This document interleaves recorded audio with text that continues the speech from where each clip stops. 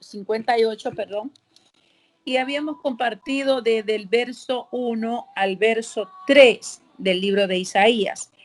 Y en esta tarde continuaremos del 3 al 7. La primera parte de este capítulo era un mandato que el Señor le decía al profeta Isaías, que él tenía que levantarse y en voz en alto, ¿verdad? En voz en cuello, fuerte como una trompeta, tenía que exponerle al pueblo la situación en que ellos estaban. Y lo primero que el Señor, él en su majestad, en su grandeza, podía ver en la vida de esta nación, porque estaba hablándole a toda la nación, ¿verdad? Dice que ellos se acercaban a Dios y dice que ellos estaban presentándose como la casa de Jacob. Pero lo que le dice Dios al profeta es, dice, anuncia a mi pueblo su rebeldía y a la casa de Jacob su pecado. Dos cosas que el Señor estaba viendo, que el corazón estaba rebelde y que ellos estaban practicando pecado. El día de ayer estábamos hablando del pecado por el cual Dios los llevó al cautiverio y que era el pecado de la idolatría. No se olvide que Dios aborrece la idolatría y el pueblo había caído tan bajo a practicar tales cosas, ¿verdad? Como hasta sacrificar sus propios hijos, a ser infiel, porque dice faltaron a su fe, le fueron infieles al Señor, teniendo dioses ajenos y aún metiéndolos dentro de sus casas. Entonces Dios le dice por qué causa él les había castigado tan duramente, llevándolos a un cautiverio de casi por 70 años. Y cuando va a salir la nación está devastada, la nación estaba desgastada.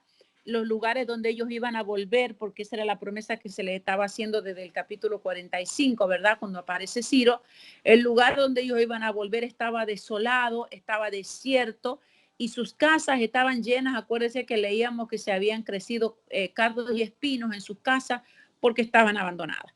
Pero aquí vemos que la nación tenía que empezar desde cero. Y lo primero que mira Dios, que las ofrendas, la vida espiritual, la vida religiosa de ellos estaba también contaminada por todo este pecado.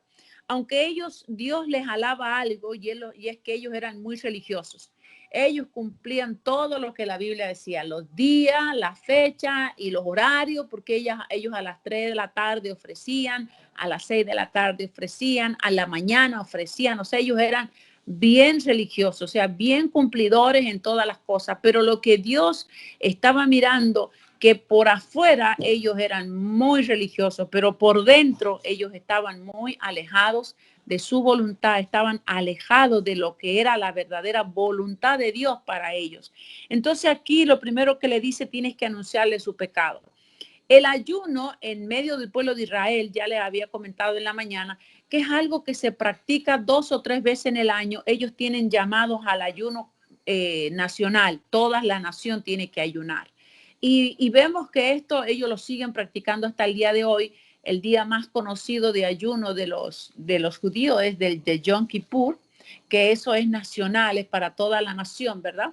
Y es por causa de ese pecado que ellos cometieron allí al salir de Egipto, ¿verdad? Y eso ellos ayunan por el perdón, ¿verdad? Ellos tienen que perdonar para ser perdonados, igual que lo que la palabra del Señor nos dice a nosotros. Pero ellos están como pagando con ese ayuno el perdón. Y nosotros sabemos que ahora nosotros no necesitamos hacer ninguna obra para ser perdonados. Acuérdese que lo único que tenemos que hacer para ser perdonados es creer en Jesucristo, en lo que Cristo hizo en la cruz del Calvario y arrepentirnos de nuestros pecados. Y dice, y somos perdonados. Entonces nosotros hoy no tenemos que ni ayunar, no tenemos que, bueno, hacer nada exterior para ser perdonados. Lo único que hay que hacer es arrepentirse verdaderamente de corazón y somos perdonados. Pero la nación estaba en rebeldía, dice, y en pecado. El verso 2 nos estaba diciendo, ellos me buscan, o sea, toda la nación van delante de Dios y dice, me buscan cada día. Ve que ellos eran bien religiosos todos los días. Ellos estaban haciendo lo que les había enseñado Moisés. Ellos me buscan todos los días, dice, y quieren saber mis caminos, o sea que ellos están en la instrucción, ¿verdad? Ellos van y quieren conocer el camino de Dios. Dice, como gente que hubiera hecho justicia, ahí donde vamos en lo interior, en lo personal. Dice, como gente que hubiese hecho justicia y que no se hubiese apartado de mi ley. Eso es lo que Dios ve. Gente que no vivía haciendo justicia y gente que estaba desobedeciendo su palabra. Y haciendo eso, ellos creían que Dios les iba a escuchar. Y me piden, dice, que yo haga justicia o justos juicios, que ellos estaban viendo que lo que ellos estaban pasando era injusto, que Dios estaba haciendo injusto, que les estaba dando un pago que ellos no se merecían por lo que ellos estaban haciendo. Dice, y quieren acercarse a Dios. El verso 3 dice Dios, porque dicen, esto es Dios hablando por la boca del profeta, porque dicen, ayunamos y no hiciste caso. Humillamos nuestras almas y no te diste por entendido. He aquí que el día de vuestro ayuno buscáis vuestro propio gusto y oprimís a todos vuestros trabajadores. Y yo hablaba en la mañana la importancia que tiene el tener todos los asuntos a cuenta, ¿verdad? La vida familiar con el esposo, con los hijos, con los hermanos, con los tíos, bueno, con toda la familia, pero también con la gente de afuera, con la que no es conocida. Si yo tengo pleito con alguien y no he arreglado mis cuentas con esa persona y quiero buscar a Dios, no puedo. Eso es un obstáculo. Cuando nosotros vamos a entrar en un ayuno, en una búsqueda, tenemos que tener nuestras cuentas arregladas, porque aquí está diciendo, ellos no hacen justicia. Esto de no hacer justicia era portarse mal con la gente, ¿verdad? Aquí nos da un ejemplo muy puntual y es cuando, yo no sé si ustedes se acuerdan de la viña de Nabot, que es la historia del rey Acaz con su esposa Jezabel. Dice que el rey Acaz vio una viña y el dueño de la viña era Nabot. Nabot era un ciudadano común que tenía su espacio de tierra y tenía su viña y la tenía bien cuidada. Entonces un día el rey pasando por ahí la quiso, se le ocurrió que quería esa viña. Y él fue y le preguntó a Nabot, quiero que me vendas tu viña. Y Nabot le dijo, no, no puedo vendértelo porque es lo único que tengo, no quiero vendértela. Y el rey Acaz llegó a su casa y se puso triste, se puso a llorar. Entonces su esposa le dice, pero ¿qué es lo que te pasó? ¿Por qué tú estás así? Y él le cuenta y le dice, yo quiero la viña de Nabot. Y yo fui a comprársela a Nabot y Nabot no quiso vendérmela. Entonces eso me ha producido mucha tristeza. Entonces la mujer, Jezabel, que era una bruja, una gente muy mala, lo que hizo fue mandar a matar a Nabot. Y como ya estaba muerto Nabot, pues ahora la viña era del rey. Esa clase de injusticia que desde arriba, o sea, si el rey cometía esa clase de injusticia, no quiero saber lo que hacía la demás gente, porque habíamos hablado que los principales eran los que tenían que obedecer la ley, obedecer los principios de Dios para que toda la gente viniera haciendo lo mismo, ¿verdad? Entonces, esa clase de injusticia era la que Dios estaba mirando. Y ellos entraban en un ayuno y entraban a hacer ofrenda y alababan a Dios, pero estaban haciendo ese tipo de cosas. Entonces Dios lo estaba mirando. Quizás nadie se enteraba lo que ellos hacían, porque quizás lo hacían a escondida, pero como para Dios no hay paredes ni techo, pues Dios lo estaba mirando todo, aún lo que hay en lo profundo del corazón. Nosotros a Dios no se lo podemos negar, o no podemos decirle, no, Dios está equivocado, Él me está juzgando mal. ¿Podríamos nosotros decirle a Dios que Él nos está juzgando mal? Jamás y nunca, porque Él sí sabe. Los que no sabemos somos nosotros. A nosotros nos pueden engañar, porque yo le creo lo que usted me dice, porque usted me lo está diciendo, pero no puedo saber lo que hay en su corazón, más Dios sí sabe lo que hay. Entonces Él sabe con qué intención estamos diciendo, estamos haciendo tal o cual cosa. Entonces Dios estaba mirando en esa vida que estaba llevando la nación y a Dios no le agradaba. Entonces dice Dios, esta gente se acercan a mí, quieren que yo les haga justos juicios y quieren conocer de mí y están reprochando, me dice Dios, que ellos ayunan, que ellos oran y que yo no les hago caso. Ahora, ¿por qué Dios no les estaba prestando atención? Porque la ofrenda que ellos estaban elevando para Dios no llegaba a Dios. Simplemente. ¿Por qué? Porque el pecado estaba haciendo como un obstáculo, ¿ves? Cuando usted tiene una manguera, ¿verdad? Y por lo generalmente cuando limpiamos el patio y enchufamos una manguera y queremos regar y de pronto se hace como un tornisquete pequeño, ¿verdad? Como que se tuerce la manguera, nosotros estamos y no sale nada de agua y tenemos que empezar a revisar toda la manguera hasta donde vemos que se ha quebrado la manguera. Entonces vemos que el agua fluye con rapidez y con naturalidad. ¿Por qué? Porque ya se quitó el obstáculo. Así es nuestra relación con Dios.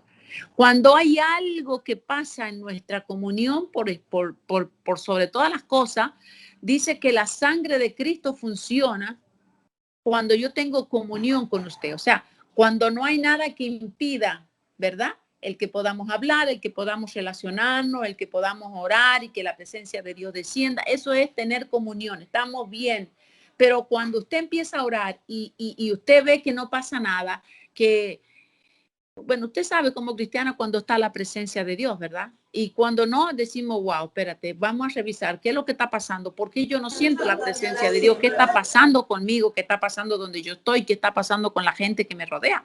Hay que examinar por dónde se cortó ese fluir de Dios, esa corriente de Dios, qué es lo que está tapando para que Dios no se manifieste. Y eso es lo que nosotros debemos tener cuidado. Entonces aquí vemos que esta nación había perdido la comunión con Dios, aunque ellos seguían viviendo como religiosos, porque ellos seguían ofreciendo sus corderitos, venían, hacían sus ofrendas, celebraban sus fiestas puntualmente, pero entre ellos y Dios no había una comunión, no había una relación. Y eso es lo que nosotros debemos cuidar. ¿Para qué? Para que mi oración llegue al cielo, debe haber una relación primero entre mi prójimo y yo. ¿Quién es mi prójimo? Mi esposo, mis hijos, mis hermanos en Cristo, mi vecino. Esos son mis prójimos. Si yo no estoy bien con mi prójimo, no puedo estar bien con Dios. Y eso es lo que nosotros debemos siempre revisar. Aquí dice el verso 3, dice, ustedes se humillan, como dice, ustedes ayunan, afligen sus almas y y dice que Dios no se ha dado por entendido. La segunda parte del verso 3 dice, he aquí que en el día que vosotros, de vuestro ayuno, buscáis vuestro propio gusto y oprimen a todos vuestros trabajadores. El verso 4 dice, he aquí que para contiendas y debates ayunáis, para herir con el puño inicuamente. No ayunéis como hoy, para que vuestra voz sea oída en lo alto. ¿Qué estaba diciendo el Señor? Bueno, que Dios busca que nosotros lo busquemos, está de acuerdo con que nosotros lo busquemos, pero para buscar a Dios hay que mirar cómo Dios quiere que lo busquemos. Y Dios no quiere que cuando yo busque a Dios sea para mi propio gusto, o sea, no voy a estar agradándome a mí misma, ¿verdad? Mucha gente dice, no, a mí me gusta ayunar así. O no, yo lo hago así. O no, yo lo hago de esta otra manera. Pero lo que yo hago o lo que usted hace está conforme a lo que la palabra de Dios dice, porque aquí en realidad el que tenemos que agradar es a Dios, no a los hombres, no a mí misma. No puedo agradarme a mí misma porque entonces yo sería el centro de la adoración y eso es lo que Dios no quiere, que nosotros seamos el centro de adoración o que otra persona sea el centro de adoración. Aquí el centro de la adoración tiene que ser Dios. Y dice aquí Dios, no ayunen así para que yo los pueda oír. Ahora vamos a ver cuál es el ayuno que el Señor quiere, o sea, cómo Dios quería que ellos lo hagan. Entonces dice el verso 5, es tal el ayuno que yo escogí, que de día aflija el hombre su alma, que incline su cabeza como junco y haga cama de silicio y de ceniza. ¿Llamaréis esto ayuno y día agradable a Jehová? No es más bien, aquí está diciendo el Señor lo que a él le gusta, no es más bien el ayuno que yo escogí, desatar las ligaduras de impiedad, soltar las cargas de opresión y dejar ir libre a los quebrantados y que rompáis todo yugo. Wow, qué diferente, ¿verdad? El Señor no nos manda que nos metamos en un cuarto, que nos encerremos ahí y que busquemos satisfacernos nosotros mismos. Si algo, yo tengo que tener algo de Dios, es para dárselo a usted. O sea, no para mí misma. Yo tengo que conseguir de Dios para darle a mi prójimo. Así es que se ministran los dones y también los ministerios. El ministerio no se lo ha dado a nadie el Señor para traer su propio beneficio.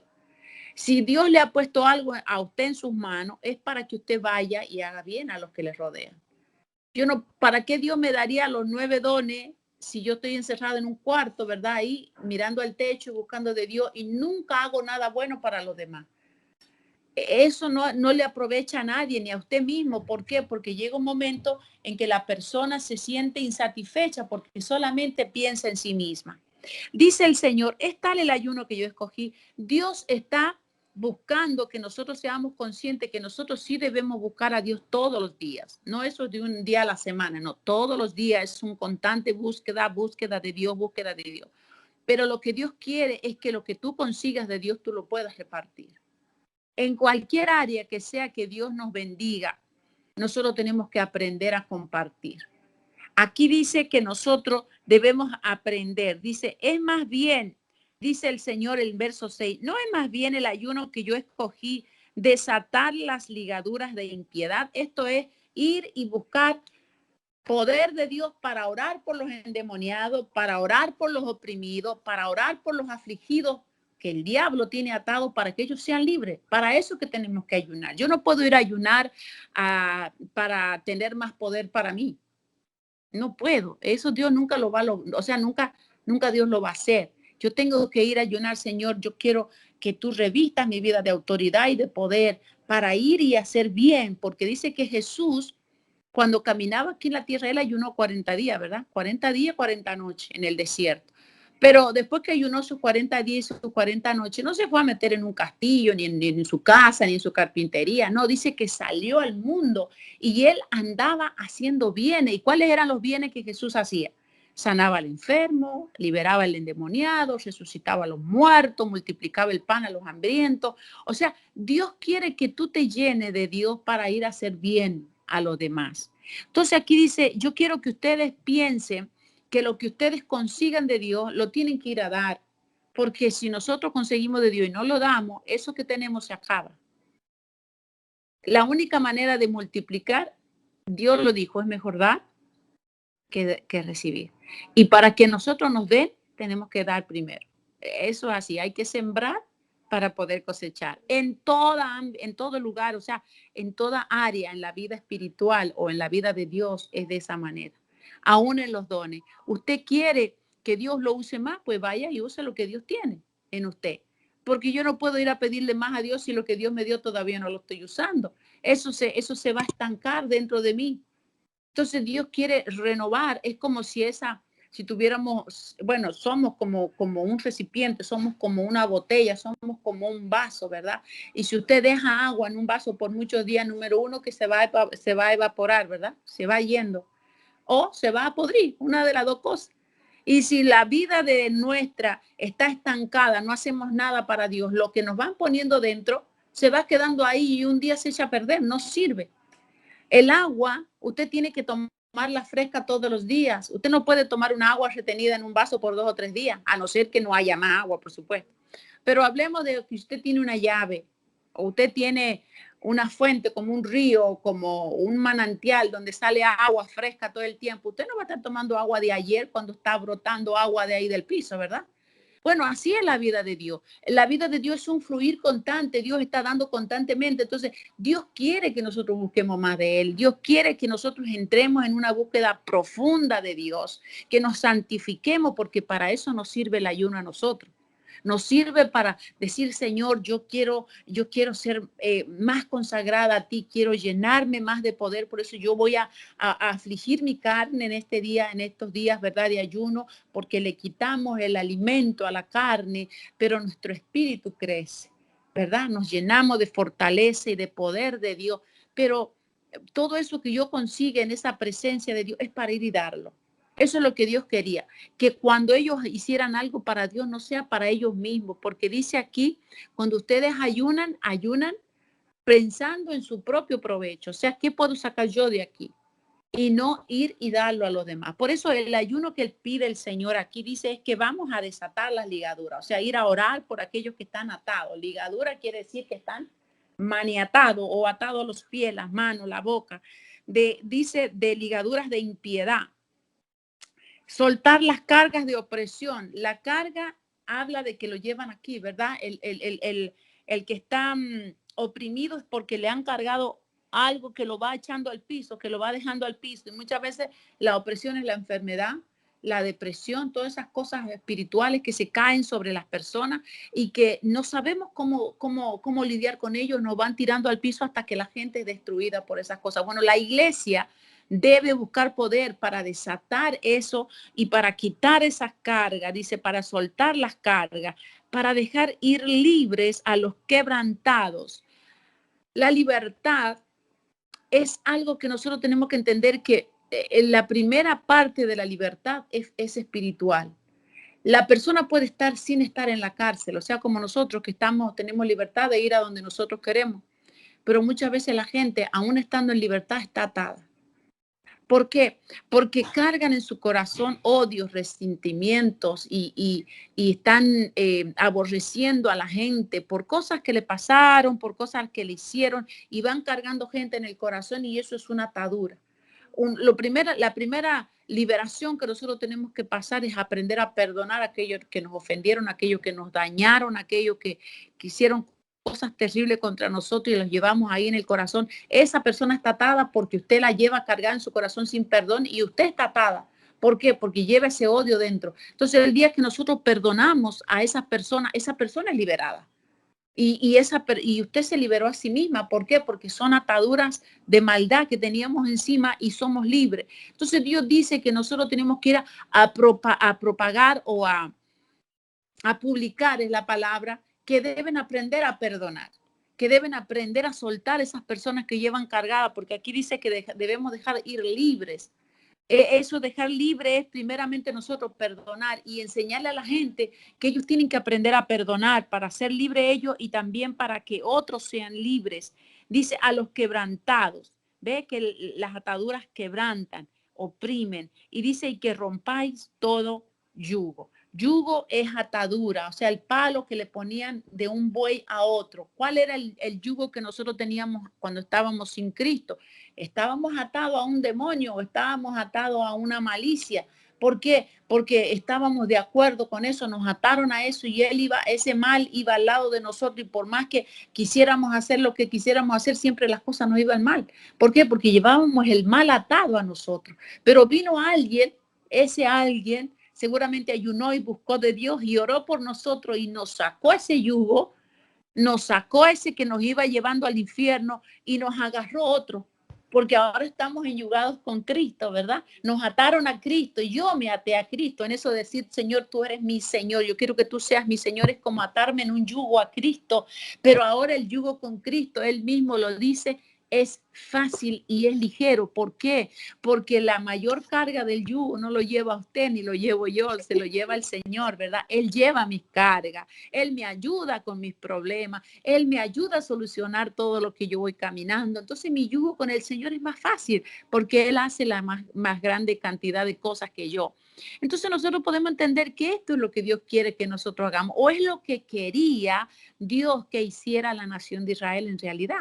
Dios no eligió a Israel nada más para que ellos se gozaran en las bendiciones materiales que hoy los vemos, ¿verdad? Yo le decía el otro día a ustedes que usted nunca va a ver un judío pobre, ¿verdad? El más pobrecito tiene tremenda casa, tiene su tierra, ¿verdad? El más pobre, porque el más rico tiene más de una casa. Pero ¿por qué eso? Bueno, porque ellos están bendecidos, ellos tienen la bendición terrenal, Dios les ha dicho, te bendeciré, como le dijo a Abraham. Pero Dios no quiere que ellos se queden ahí con su riqueza o con su bendición y no vieran por aquellos que estaban pasando necesidad, ¿verdad? En este caso, nosotros tenemos que abrir la mano al necesitado. Era lo que Dios quería con ellos, ¿verdad? Que compartieran el pan con el hambriento, dice, ¿verdad? Eso es lo que nosotros tenemos que aprender. Mire, el verso 7 habla todavía en cosas más comunes en la vida diaria. Dice el verso 7, no es que partas tu pan, no dice el pan del vecino, no dice el pan que ganó el otro, no dice tu pan, lo que tú tengas en tu casa, lo que hay en tu bolsillo, lo que hay en tu casa. Dice que lo compartas con el hambriento, que no compartas tu pan con aquel que tiene cómo devolverte, porque allí está la ganancia. Si usted le da al que le puede dar a usted, dice el Señor, ¿qué de bueno estás haciendo?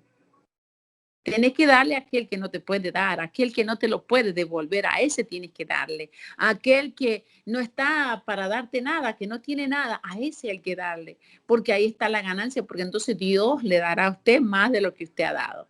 Pero si le damos al que nos puede dar, no estamos haciendo nada nuevo. No, nada bueno, dice la palabra de Dios.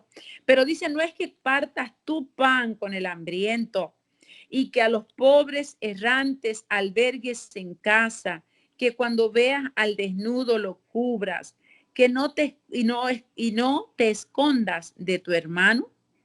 O sea, eso es lo que Dios quiere que la nación de Israel, o quería que la nación de Israel hiciera, empezando por ellos mismos, porque ellos mismos estaban oprimiéndose como nación. O sea, ellos sabían las leyes bien claro y Dios les había dicho que, por ejemplo, leyes comunes como, por ejemplo, si usted tenía un sembradío, ¿verdad? Usted sembraba trigo.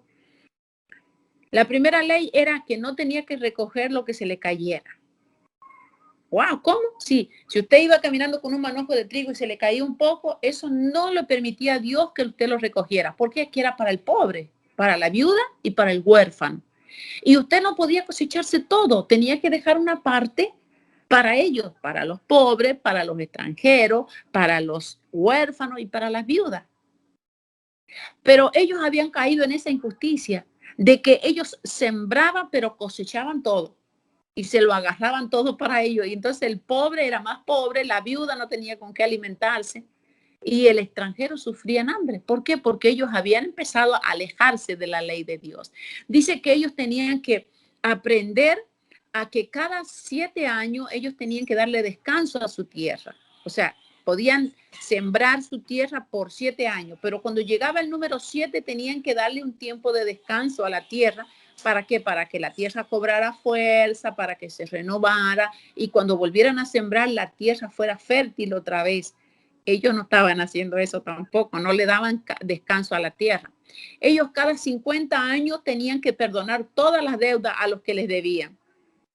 Y ellos no, o sea, ellos habían caído en una injusticia, Dios les había planeado de esa manera para que entre ellos no hubiera necesitado. Esa era la idea de Dios. Es que aunque habían gente que eran pobres, pero que no pasaran hambre.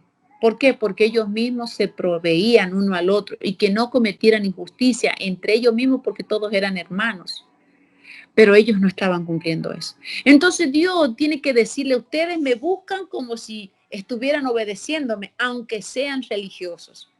La religión no salva a nadie. Podemos ser muy religiosos aún nosotros mismos conociendo al Señor. Podemos ir a todos los cultos, leer la Biblia todos los días, decimos que oramos todos los días, ayunamos, vigilamos, si hay alguna vigilia en la iglesia, vamos, si vamos a un ayuno, vamos, pero cuando nos toca la puerta, el cuñado, el hermano, el tío, el sobrino, no le abrimos. ¿Por qué? No, porque eso es un pecador de primera. No, yo no voy a... Pero ¿quién nos mandó a nosotros a juzgar al vecino, al amigo, al pariente? Dicen, mientras tú tengas cómo ayudarlo, ayúdalo, porque ese es el testimonio que Dios está esperando que nosotros demos para que cuando Él le llegue la palabra tenga que decir, wow, no, verdaderamente que yo me porté tan mal con ella o con él y Él nunca me negó nada. Entonces ese es el gancho que Dios va a usar para salvar su alma. Muchas veces nos rajamos orando por nuestros parientes, por nuestro, ¿verdad? Sí, que estamos allegados y sálvalo, y sálvalo, y sálvalo. Cuando llega la ocasión en que nosotros podamos ser el instrumento para que Dios toque el corazón, nosotros nos negamos. Ah, no, este es un vago porque tengo que darle. Ah, no, este es una por cuarto. ¿Por qué nosotros tenemos que juzgar? Es que Dios quiere que tú compartas tu pan, ¿verdad? Con el necesitado, el que venga a golpearte la puerta a pedir algo. Yo creo que lo que más le cuesta a la gente es pedir, ¿verdad? Y cuando vamos a pedir es porque ya no podemos más, ¿verdad? Y tenemos que pedir. Entonces, seamos sabios y entendamos lo que el Señor en esta tarde nos quiere decir, ¿verdad? Que no solamente vivamos para nosotros el Evangelio, sino que el Evangelio es para vivirlo de la puerta para afuera también. Que no podamos hacernos bien solamente entre nosotros. Dice que el bien mayor nos tenemos que hacer nosotros entre la familia de la fe, ¿verdad? Tenemos que ayudarnos. Pero el de afuera también está esperando que la iglesia le ayude. Y no tenemos que mirar si me va a devolver o no me va a devolver. Yo cuando vamos, y yo esto lo he aprendido y al principio yo no entendía por qué mi esposo hacía esto, pero él decía, venía fulano de tal, miren, quiero que me preste tanto dinero. Y mi esposo decía, mira, no tengo eso, pero te voy a dar esto. No, no, yo se lo debo, te lo doy. Y yo decía, pero ¿cómo se lo vas a dar? Es tu trabajo. Dice, sí, dice, porque mira, cuando nosotros damos, es cuando Dios nos da.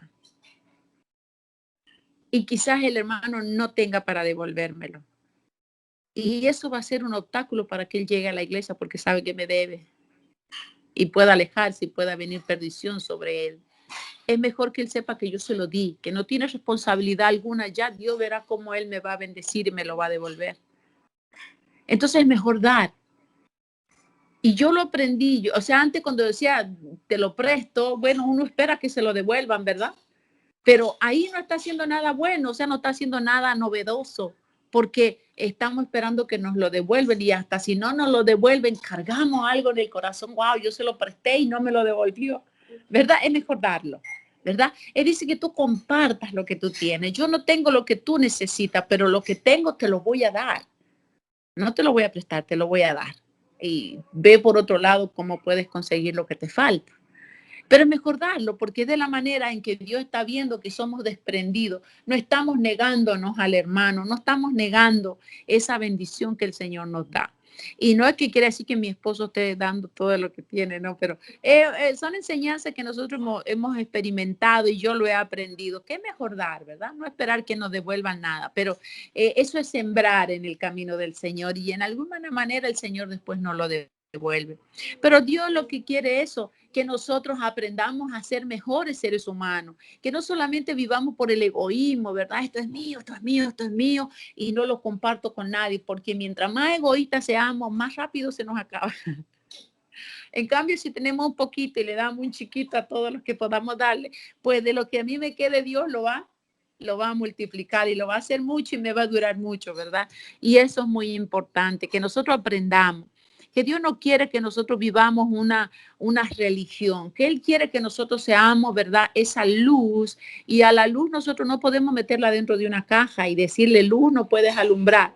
No, a la luz dice se la pone en alto para que todos los que están en la casa se alumbren. Y Dios nos ha puesto como luz, ¿verdad? Y si la gente que no es cristiana nos ve haciendo el bien, va a decir, wow, esta señora no me conoce o este señor no me conoce, no saben quién soy y quizás sea una persona mala, pero me extendió la mano, me ayudó, bueno, ¿verdad?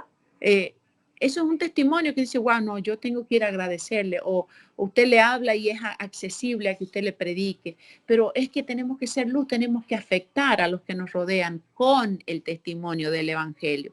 Y es lo que Dios quería, es lo que Dios buscaba de la nación de Israel, pero ellos no lo entendieron en ese momento y por eso es que ellos se alejaron viviendo en egoísmo, aún entre ellos como amigos, como nación, ¿verdad?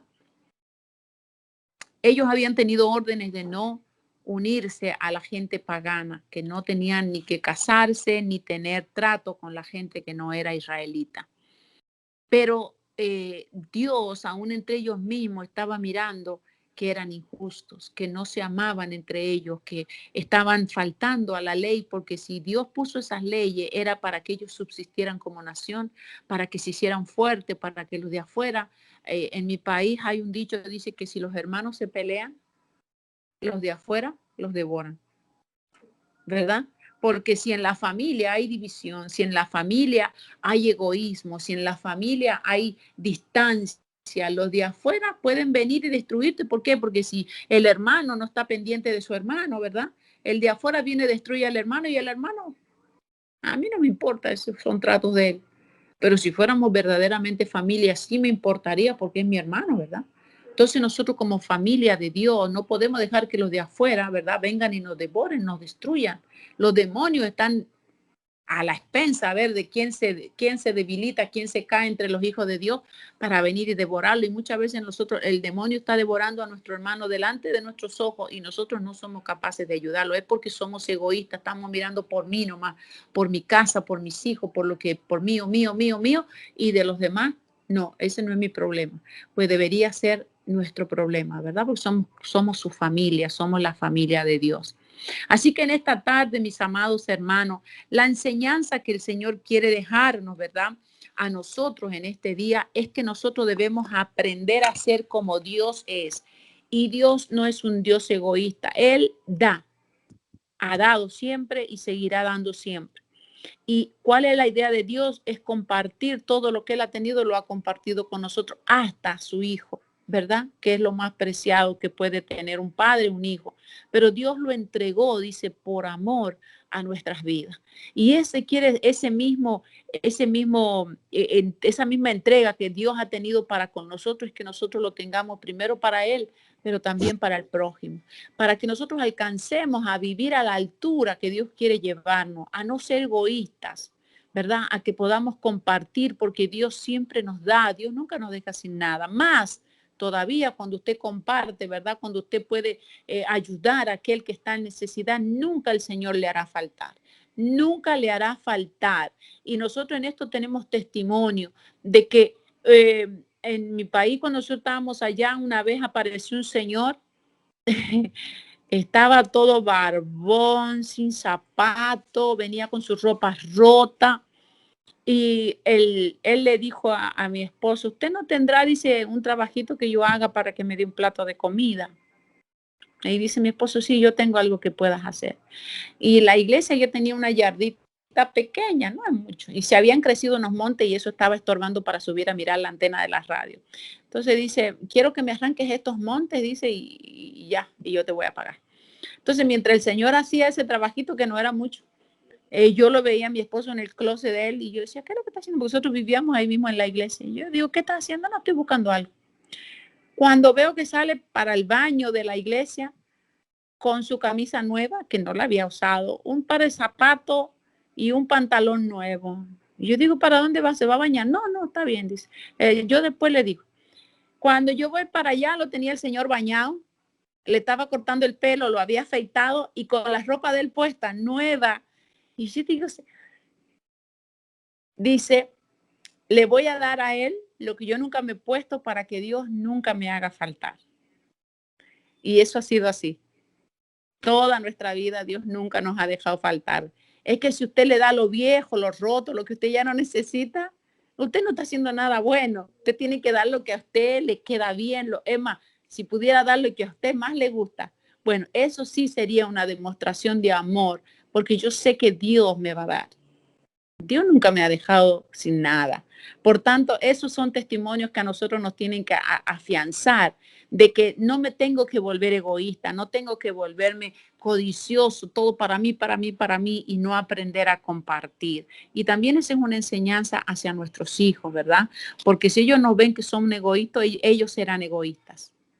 Y nos ven que somos codiciosos, ellos serán codiciosos. ¿Ves? Si ellos nos ven que somos desprendidos, que somos bondadosos, que compartimos con los demás, que nosotros vemos en qué podemos ayudar a los demás, pues ellos harán lo mismo en algún momento. Así que en esta tarde, mis amados, quiera Dios que lo que le he podido participar en esta tarde le ayude a entender. Número uno, que para buscar a Dios no tengo que mirarme a mí misma nada más, sino que yo tengo que ver qué me rodea alrededor y con quién yo estoy, ¿verdad? Fuera de comunión, que para buscar a Dios yo tengo que estar en comunión con todos los que me rodean, que mi vida tiene que estar funcionando bien para con Dios y para con el prójimo. Dios está de acuerdo que lo busquemos, pero que no nos metamos en nosotros nada más, que no nos volvamos egoístas. Aquí dicen, más bien no estoy esperando que salgas hacia afuera y compartas tu pan, que puedas albergar en casa al que no tiene casa, que le puedas poner a un abrigo al que está desnudo, que puedas ir y desatar a aquel que está atado en lo espiritual, que tú puedas ser de bendición para aquellos que no tienen bendición. Eso es lo que Dios está esperando de nuestras vidas. Entonces Dios recibirá la ofrenda que nosotros le demos. No solo todo para mí, para mí, para mí, lo que a mí me importa, lo que yo quiero, lo que yo anhelo, todo es lo mío, pero ¿qué de los demás? No me acuerdo en las oraciones de los demás, no me acuerdo de nadie, solo pienso en mí. Eso es lo que Dios está queriendo decir en esta tarde, que la nación de Israel se había vuelto egoísta hasta con sus propios hermanos. Y es lo que Dios no quiere que nosotros hagamos. Si usted sabe de alguien que está necesitado, pues sin decirle a nadie, sin publicarlo en el Facebook, como he visto a muchos que caen, que van y se sacan una foto con una bolsa con mercadería para el necesitado. Eso ya Dios no lo recibió, porque la Biblia dice que lo que tú hagas con tu mano derecha, que no lo sepa tu izquierda. Y eso nada más que lo sepa usted y Dios y la persona que es ayudada. Eso es servirle a Dios. Ahora, si yo me ando sacando fotos y me ando haciendo videos de cómo yo ayudo a la gente, eso es para mostrarme a mí misma y para decir que yo soy buena y que los demás no lo son. Eso no se tiene que hacer. Pero Dios tiene en cuenta lo que cada uno hace, pero uno tiene que aprender a no estar, ¿cómo se dice eso? Exponiéndose uno, no, como exaltándose uno a uno mismo, ¿verdad? Sino que la gloria sea para Dios. Que si yo hago algo y Dios quiere sacarlo a la luz, sea Él el que lo saca a la luz, pero no ser yo quien me ande publicando que yo hago las cosas bien. Amén.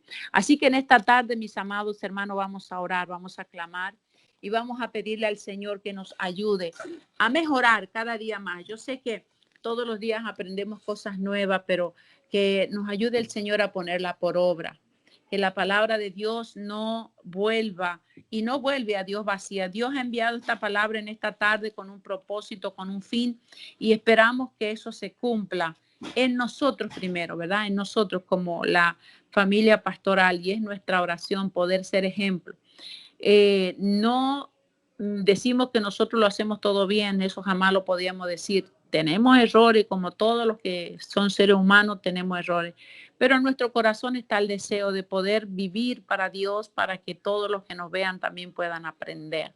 Amén. Así que en esta tarde damos gracias a Dios por esta tarde, por este momento y por esta palabra que hemos podido compartir. Mañana continuaremos el resto. Bendito sea el Señor, esperando en el nombre de Jesús podamos estar conectados mañana a las 6 de la mañana. Le invito a orar, no sé si hay alguna petición, alguna necesidad en esta tarde que podamos llevar a la presencia de Dios.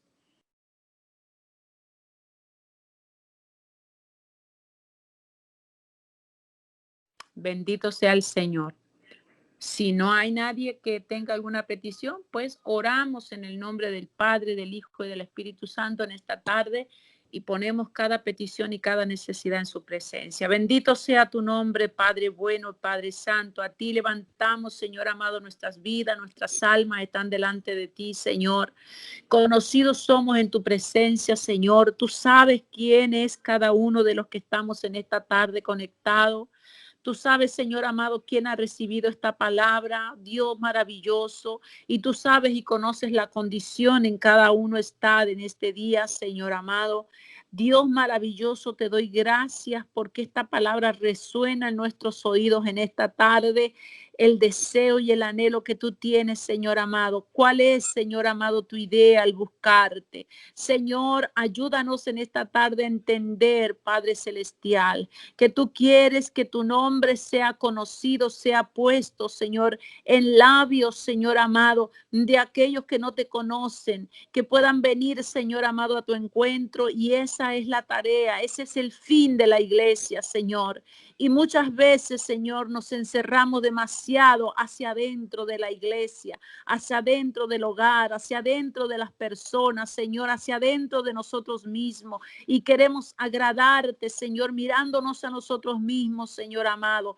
Pero queremos en esta tarde entender, Señor, que debemos salir hacia afuera, que tu plan, Señor, es que nadie se pierda, que todos, Señor, se salven. Ayúdanos, Señor amado, a llegar a aquellos lugares, Señor, Dios maravilloso, a poder ser ayuda Señor, a poder ser de bendición, a poder ser esa mano extendida, Señor, en medio de la necesidad. Que seamos, Señor amado, el medio, que seamos, Señor, la herramienta que tú puedas usar de nuestra vida, Señor amado, de nuestros labios, de nuestras manos, de nuestros pies, Señor, para llevar este mensaje precioso a aquel que está perdido. Dios maravilloso, te damos gracias por esta tarde, porque podemos leer y entender, Señor amado. Dios maravilloso, en esta tarde, allí donde se encuentra cada uno de mis hermanos, tu mano preciosa esté extendida en esta hora, Señor amado, y puedan ellos experimentar el poder de Dios, Señor, en esa búsqueda, en ese deseo que ellos tienen de recibir más de ti, Señor. Oh Dios, en esta tarde ponemos, Señor amado, nuestras vidas delante de ti, Señor. Ponemos nuestros hogares, nuestros hijos, Señor, delante de ti, Padre. Ponemos, Señor, la vida de cada uno en esta tarde, Señor amado, y en la oración que cada uno está elevando en tu presencia, Señor. Tú conoces los corazones, Señor, y tú conoces el propósito que cada uno tiene sobre esta tierra, Señor. Tú tienes planes con cada uno, Señor, y conforme a tu voluntad, Señor amado, será hecha tu palabra. Dios maravilloso, te rogamos que nos guarde, que nos libre de todo mal y que podamos, Señor, alcanzar, Padre, alcanzar tu voluntad, Señor. En el nombre de Jesús, en esta tarde, bendigo a mis hermanos, a mis hermanas, Señor. Bendigo, Señor, todo lo que les rodea, todo lo que los afecta en esta tarde, Señor amado. Oramos por sanidad, Señor. Oramos porque la sanidad del cuerpo, Padre mío, en esta tarde, sobre toda enfermedad, sobre toda dolencia, Padre mío, tú estés rompiendo en esta hora, Señor amado, toda atadura espiritual, Señor, sobre la mente, sobre el cuerpo, Padre. En esta hora, en el nombre de Jesús de Nazaret, Dios maravilloso, tú estés trayendo, Señor amado, libertad.